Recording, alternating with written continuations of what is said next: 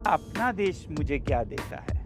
क्योंकि मुझे अपने देश ने पिछले 1 साल में दिया था एंटी नेशनल का एक खिताब, 6 महीने की जेल और फिर हमारे इंस्टीट्यूट की ज़मीनों को वापस लेने की कार्यवाही और ईडी और इनकम टैक्स और सीबीआई सबके रेड्स, ये सब मुझे अपने देश ने दिया और यहाँ दुनिया के भविष्य के चिंतन के लिए बुला रहे हैं बाहर के देश।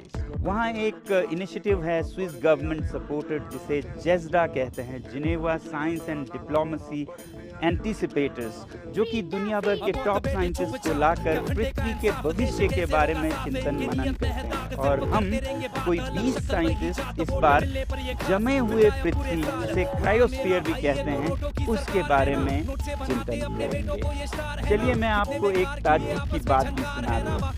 कुछ ही दिन पहले मैं नई दिल्ली में स्विस एम्बेसी गया इसी सिलसिले में वीज़ा लेने के लिए और वीज़ा माँगना था, तो मैंने 5 साल का माँग लिया। वीज़ा ऑफ़िसर जो थे उन्होंने मेरा एप्लीकेशन कबूल किया और फिर वो मुझे ऊपर ले गए एम्बेसी में अफ़सरों से मिलाने के लिए और पूरा एम्बेसी दिखाने लगे और खुशी इस बात की हुई कि उनके दीवारों पर हमारे लद्दाख में जो हमने आइस स्तूपा आर्टिफ़िशियल ग्लेशियर्स बनाए, उनकी तस्वीरें सजी हुई थी दीवारों पर। वीज़ा तो मुझे उसी शाम उन्होंने दे दिया और जब मैंने उनसे कहा कि इसकी फ़ीस क्या होगी, तो वो बोले, "आपको वीज़ा देते हुए हमें गर्व होता है, हम आपसे फ़ीस नहीं लेंगे।"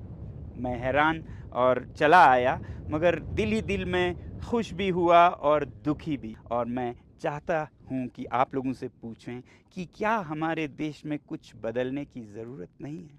और अगर बदलना है तो उसे कौन बदलेगा?